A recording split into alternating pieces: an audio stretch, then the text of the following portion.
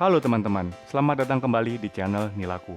Bagi teman-teman yang baru pertama kali melihat dan menemukan channel ini, jangan lupa untuk diklik like dan subscribe untuk terus dukung channel ini agar bisa berkembang lebih baik lagi dari waktu ke waktu dan secara konsisten memberikan informasi seputar budidaya ikan nila. Ini adalah Rotary Drum Filter atau biasa orang singkat sebagai RDF. RDF berfungsi sebagai salah satu cara untuk melakukan filtrasi secara mekanik. Di sini saya menggunakan RDF karena saya pikir ini akan lebih mudah untuk memaintain atau melakukan perawatan semua kotoran-kotoran yang tersedot dari dalam kolam budidaya. Melihat banyaknya permintaan yang semakin hari semakin meningkat dan kita perlu melakukan efisiensi dari sisi waktu, terutama dalam proses pembersihan filter mekanis. Saya rasa penggunaan RDF di sistem ras saya ini akan sangat-sangat membantu untuk lebih mempermudah perawatan dan lebih menghemat waktu. Di sisi lain, penggunaan RDF dapat membantu saya untuk memaksimalkan tebar padat yang akan saya lakukan di kolam beton ini. Dengan memutuskan menggunakan RDF, artinya di sini saya harus melakukan modifikasi dari kolam beton yang sudah saya desain sebelumnya, terutama di chamber, pre-filter, dan filter mekanis. Peletakan RDF harus ditempatkan di bagian pertama, yaitu pertama kali air dialirkan dari kolam budidaya akan langsung menuju RDF. RDF akan berfungsi sebagai filter mekanis. Semua kotoran yang berhasil disedot oleh SLO dari kolam pemeliharaan akan masuk ke RDF dan di RDF akan dilakukan penyaringan. Semua kotoran padat akan tersaring dan kemudian secara otomatis akan di backwash sehingga kotoran-kotoran padat tadi langsung terbuang. Hasilnya, air yang sudah bersih dari kotoran-kotoran padat akan kemudian dilarikan ke filter biologis untuk kemudian dilakukan proses nitrifikasi lebih lanjut dengan bantuan bakteri nitrifikasi yang ada di dalam filter biologis. Perubahan yang saya lakukan antara lain adalah penyesuaian pipa-pipa, terutama dari aliran kolam beton menuju ke RDF. Di sini saya menggunakan pipa dengan ukuran 3 inch. Mesin RDF yang saya miliki ini memiliki dua jenis fungsi kontrol kapan dia akan melakukan backwash. Yang pertama adalah ketika ketinggian air sudah mencapai level tertentu dari sebuah sensor yang sudah ditetapkan, atau kita bisa setting berdasarkan menit yang kita inginkan. Harapannya, dengan menggunakan RDF akan sedikit mengurangi beban saya untuk melakukan pembersihan di area pre-filter dan filter mekanis. Pengalaman yang saya dapatkan di bag fiber, saya memerlukan lumayan banyak waktu untuk membersihkan filter mekanis di sana. Bisa memakan waktu sekitar seminggu sekali dan sekali pengerjaan bisa memakan waktu hingga 1 jam.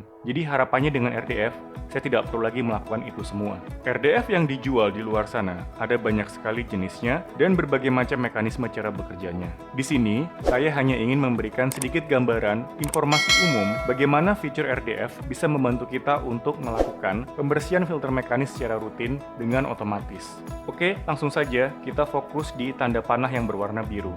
Air yang berasal dari kolam akan masuk melalui pipa-pipa yang ada di bawah sini. Kemudian, setelah air melewati level tinggi tertentu, maka air akan masuk ke dalam saringan yang ada di sini.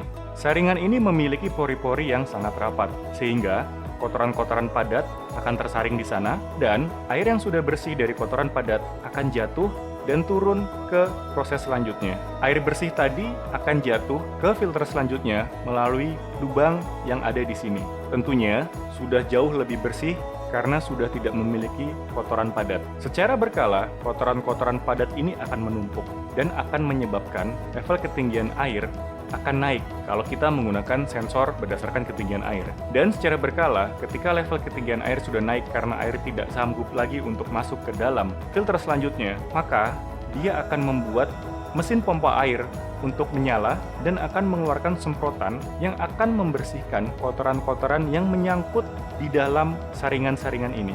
Setelah semprotan tadi bekerja, maka kotoran-kotoran tadi akan tersemprot dan akan dikeluarkan melalui pipa pembuangan yang sudah saya gambarkan di sini. Dan air yang kotor ini bisa kita backwash langsung menuju saluran pembuangan yang sudah kita desain sebelumnya.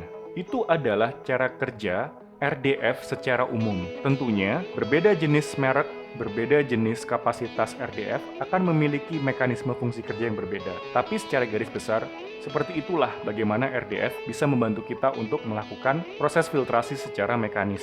Setelah mesin RDF terpasang, langkah selanjutnya adalah saya memanggil tukang pompa yang biasa saya gunakan. Tukang pompa di sini akan melakukan instalasi pompa pendorong, yang mana fungsinya akan menyemprotkan air yang bisa membersihkan kotoran-kotoran padat yang menempel di saringan-saringan yang ada di mesin RDF. Biaya investasi yang harus kita siapkan kalau kita ingin menggunakan RDF sangatlah beragam, dan harga yang ditawarkan di luar sana sangat bervariasi, mulai dari yang paling murah sekitar 10 juta hingga yang paling mahal sekitar 40 juta. Semuanya tergantung dengan kapasitas tebar padat yang akan kita lakukan dan banyaknya air yang akan kita kelola. Selain melakukan penyesuaian instalasi pipa-pipa karena saya harus memasang mesin RDF, saya juga melakukan penyesuaian aliran pemipaan dari samtank yang akan dialirkan kembali ke kolam. Yang tadinya saya menggunakan sistem air terjun, tapi setelah saya coba tes dan water running, air terjun tersebut tidak cukup untuk membuat gemercik air yang cukup dalam, sehingga khawatirnya kadar dissolved oksigen yang ada di dalam air hanya bisa bertahan di bagian atas. Di sini saya melakukan pengubahan instalasi pipa-pipa, dan harapannya saya bisa menggunakan sistem Venturi, di mana sistem Venturi akan membantu untuk meningkatkan kadar dissolved oksigen yang ada di dalam air. Mohon maaf, tadinya pada saat melakukan tes water running, saya sudah melakukan perekaman video. Tapi entah kenapa ketika video tersebut dipindahkan ke komputer untuk saya lakukan edit lebih lanjut, ternyata videonya error, sehingga saya tidak bisa melakukan pengulangan running water test lagi. Mungkin setelah ini, setelah instalasi pipa RDF selesai, instalasi semua kelistrikan selesai, saya akan melakukan tes water run lagi, dan mungkin akan saya lakukan perekaman supaya teman-teman semua bisa melihat bagaimana sistem ini bekerja secara keseluruhan.